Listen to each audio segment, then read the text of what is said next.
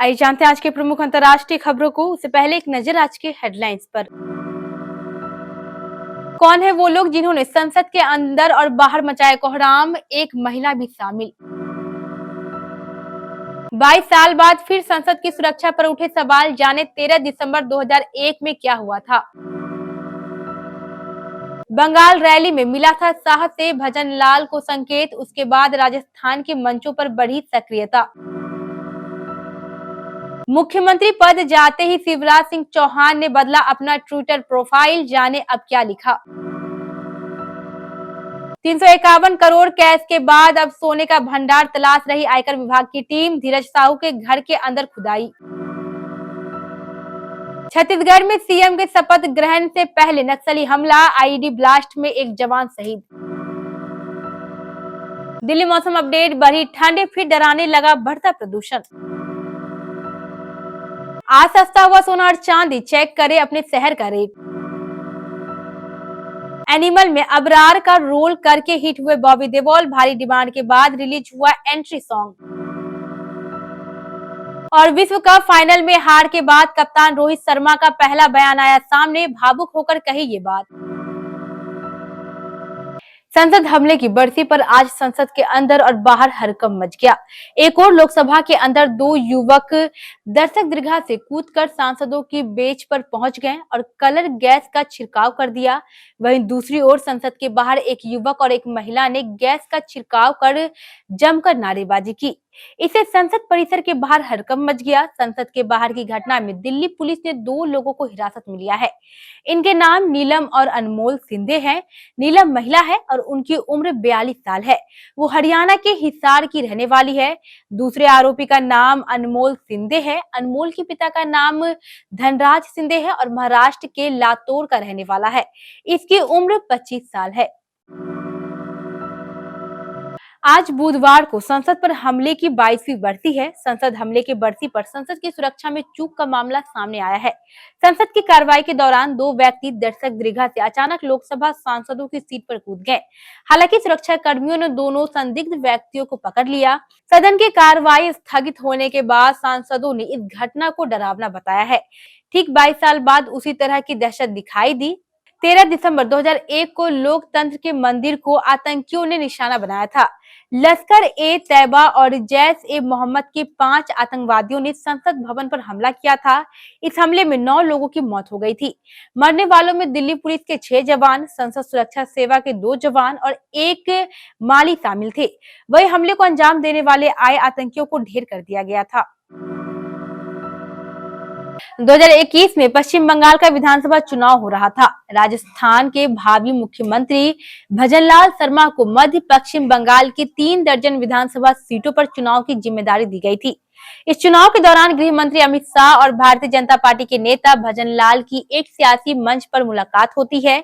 उस मुलाकात के दौरान ही राजस्थान में होने वाले चुनाव को लेकर भजनलाल को एक बड़ा संकेत दिया जाता है।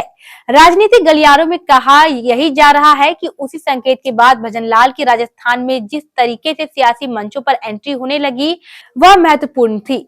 फिलहाल अब उन सभी कड़ियों को जोड़कर देखा जा रहा है कि कैसे 2.5 साल पहले ही भजनलाल को बड़ी जिम्मेदारी का इशारा कर दिया गया था।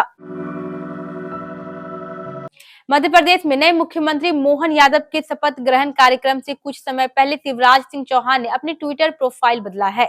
अब शिवराज सिंह चौहान ने अपने सोशल मीडिया प्लेटफॉर्म एक्स पर खुद को मध्य प्रदेश का पूर्व मुख्यमंत्री, farmer chief minister of Madhya Pradesh बताया है। वहीं इससे पहले शिवराज सिंह चौहान ने अपने सोशल मीडिया अकाउंट एक्स पर मोहन यादव को सीएम बनने की बधाई देते हुए कहा कि कर्मठ साथी मोहन यादव को भाजपा विधायक दल की बैठक में मध्य प्रदेश का मुख्यमंत्री मनोनीत किए जाने पर हार्दिक बधाई। मुझे विश्वास है कि प्रधानमंत्री नरेंद्र मोदी के कुशल मार्गदर्शन में आप मध्य प्रदेश को प्रगति और विकास की नई ऊंचाइयों पर ले जाएंगे तथा जन कल्याण के क्षेत्र में नए कीर्तिमान रचेंगे। इस नई जिम्मेदारी के लिए बहुत बहुत बधाई एवं शुभकामनाएं। झारखंड से कांग्रेस के राज्यसभा सांसद धीरज साहू के ठिकानों पर छापेमारी में अब तक 351 करोड़ रुपए कैश बरामद हो चुका है। नोटों के इतने बंडल मिलने के बाद आयकर विभाग को अभी शक है कि धीरज साहू ने इससे कई गुना बड़ा खजाना छिपा रखा है। इसलिए अब आयकर विभाग की टीम धीरज साहू के रांची के रेडियम रोड स्थित घर की जमीन खोदने की तैयारी कर रही है। छापेमारी कर रही टीम ने राज्यसभा सांसद के घर की जांच शुरू कर दी है। IT team Jio surveillance system machine के जरिए घर की जमीन की तलाशी कर रही है। मशीन के जरिए जांच कर जमीन में मिट्टी के अंदर छिपे आभूषण और दूसरे सामानों की तलाशी ली जा रही है। आयकर विभाग की टीम धीरज साहू पर ऐसे ही शक नहीं है। दरअसल छापेमारी के दौरान मिली अकूत संपत्ति के सामने आने के बाद टीम की उम्मीदें बढ़ गई है। उन्हें लगता है कि धीरज साहू के घर की जमीन के नीचे खजाना छिपा हो सकता है। छत्तीसगढ़ में सीएम की शपथ से पहले नक्सली हमला हुआ। नक्सलियों ने नारायणपुर में आईईडी ब्लास्ट किया। इस हमले में एक जवान शहीद हो गया जबकि एक अन्य जख्मी हुआ है। यह हमला नारायणपुर में ऐसे वक्त पर हुआ जब राजधानी में आयोजित समारोह में विष्णुदेव साय को सीएम पद की शपथ लेनी है। बताया जा रहा है कि नक्सलियों ने नारायणपुर के आमदई खदान में ये हमला किया है। यहाँ नक्सलियों ने आईईडी प्लांट किया था। इसकी चपेट में सीएएफ 9वीं बीएन बटालियन के जवान आ गए। इस हमले में सीएएफ कांस्टेबल कमलेश साहू शहीद हो गए जबकि आरक्षक विनय कुमार साहू घायल हुए हैं।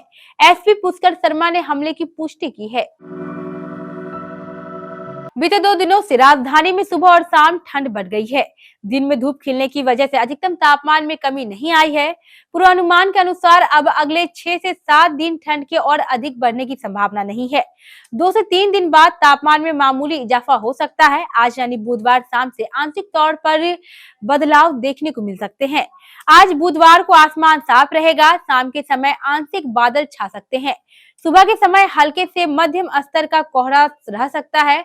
अधिकतम तापमान 25 और न्यूनतम तापमान 7 डिग्री के आसपास रह सकता है।